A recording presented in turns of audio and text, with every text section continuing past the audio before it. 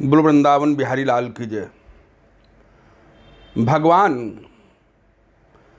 कृष्ण के अवतार का कारण, भगवान कृष्ण के अवतार का कारण कालनेम नाम का पूर्व में कंस राक्षस था, नारायण के द्वारा मारा गया। जब कंस रूप में आया, इष्टासुर, धेनुकासुर, द्विविद, जरासंध इत्यादि लोगों का समर्थन पाकर के बहुत अत्याचार कर दिया। अत्याचार किया इतना, सभी धार्मिक आचार विचार वालों को परेशान करता था। प्रश्नी और सुतपा पूर्व जन्म में 12,000 दिव्य वर्षों तक उन्होंने तपस्या किया। भगवान ने वरदान दिया था कि तुम्हारे यहाँ मैं पुत्र रूप में आऊँगा। वही देवकी और वसुदेव हुए। देवकी और वसुदेव का जब विवाह हुआ तो देवकी को रथ में बैठाल करके स्वयं जा रहा था। आकाशवाणी हुई, इसका पुत्र ही तेरा वध करेगा। 8वां मारने के लिए तैयार हो गया। वसुदेव ने कहा कि पुत्रों को मैं देता जाऊंगा, आप मत मारो। किसी तरीके से समझा बुझा करके वसुदेव ने शांत किया, कारागार में डाल दिया। पहला जब पुत्र हुआ उसका नाम कीर्तिमान था। वसुदेव लेके पहुंचे। जब पहुंचे तो बहुत खुश हो गया, मगर नारद भगवान के द्वारा समझाने पर कि 8 रेखाएं खींचकर कोई भी इसमें 8वीं हो सकती है, इस तरीके से 6 पुत्रों को मार दिया। 6 पुत्रों को मारने के बाद जो 7वां शेषा अवतार बलराम जी, भगवान ने इनको आदेश दिया योग माया को कि इसको रोहिणी के गर्भ में स्थापित कर दो।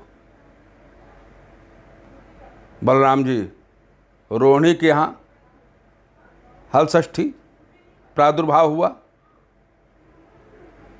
भगवान 8वें पुत्र रूप में खुद ही प्रकट हुए। उस समय मुहूर्त ऐसा था, भाद्रपद मास था।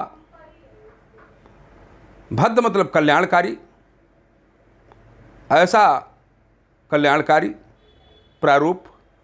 अष्टमी तिथि, अष्टमी तिथि शंकर भोलेनाथ अष्टमी तिथि के कारक हैं, स्वामी हैं। रोहिणी नक्षत्र, रोहिणी नक्षत्र के ब्रह्मा जी हैं। भगवान एक ही रूप में सारे प्रारूपों को समाहित करके पूर्णावतार प्रकट हुए। और उसी समय योग माया को आदि शक्ति को संकेत किया कि आप यशोदा के गर्भ से प्रकट हो जाओ। भगवान देवकी के सामने जब प्रकट हुए तो देवकी के सामने प्रकट होकर के 4 भुजा वाले, हाथों में शंख चक्र पद्म वरमाला पहने हुए थे। अब ऐसे रूप में जब भगवान प्रकट हुए, उधर योग माया आदिशक्ति भवानी का प्रादुर्भाव हुआ, तो देवकी माता ने बहुत प्रार्थना किया कि वही बाल रूप चाहिए हमको, इस रूप में नहीं। भगवान ने सारी बातें मान ली। बोले ये कंस के सेवक लगे हुए हैं, भगवान की माया तो चेरी है ही है। भगवान ने माया को आदेश दिया, सारी हथकड़ी बेड़ियाँ खुल गई। वसुदेव को बतलाया कि आप हमको यशोदा जी के यहाँ ले चलो। शेषनाग भगवान गुप्त रूप से रक्षा कर रहे थे। यमुना जी प्रबल वेग में थी, कृष्ण भगवान को कैसे छू लूँ। भगवान कृष्ण ने अपना पैर लटकाया, स्पर्श पा करके यमुना शांत हो गई। वहाँ पर जा कर के कृष्ण भगवान को यशोदा जी के बगल में सुला करके और उस कन्या को ला करके, जो आदिशक्ति भवानी थी, आगे सब पूर्वत हो गया, सारी व्यवस्थाएं लागू हो गई। ज्योतिष शास्त्र के अनुसार रोहिणी नक्षत्र में जो जन्म लेता है, कीर्तिमान होता है, धर्मज्ञ होता है, दाता होता है, दयालु होता है, नित्य कुशल होता है। बुधवार व्यायाम, वाद विवाद में दक्ष होता है। नैपुण्य प्रणया अधनम कलाच्च, सारी कलाएं उसके पास होती हैं, निपुणता होती है, कला कौशल होता है। ये बुध का, ये सारे भगवान कृष्ण के अंदर गुण थे। इस बार भी भगवान की जब जन्माष्टमी जन्म महोत्सव मनाया जाएगा तो अष्टमी तिथि होगी और जन्म के समय रोहिणी नक्षत्र होगा। शायद इस कथा के माध्यम से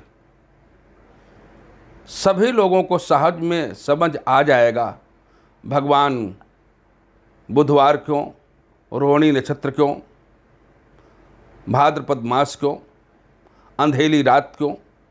अंधेली रात कालमा में वातावरण बना दिया था। अष्टमी और रोहिणी नक्षत्र, रोहिणी नक्षत्र अष्टमी शंकर भोलेनाथ ब्रह्मा जी का, त्रिदेवों की शक्ति का खुद प्रारूप उनके अंदर समाहित था।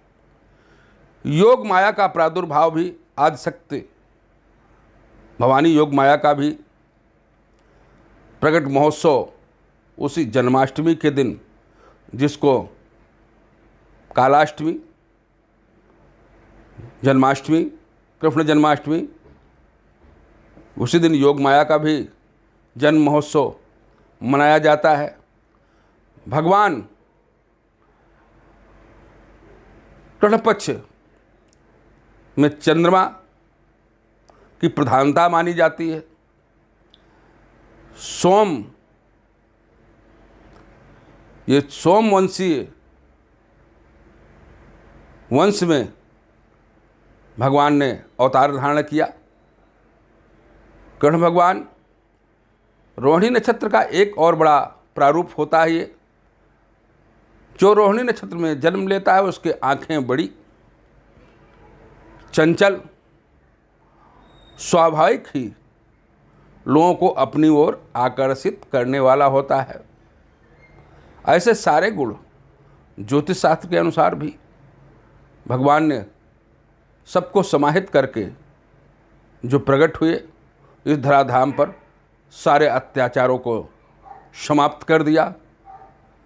इसी के लिए हम लोग उन भगवान कृष्ण का जन्म महोत्सव मनाते हैं। श्रद्धापूर्वक हमारे जीवन में जो लोग रुकावटें पैदा करते हैं, जो लोग अंधकार लाना चाहते हैं, कृष्ण भगवान की कृपा से, आदिशक्ति भवानी की कृपा से सारे ये दूर हो जाए। बोल वृंदावन बिहारी लाल की जय, बंसी वाले की जय।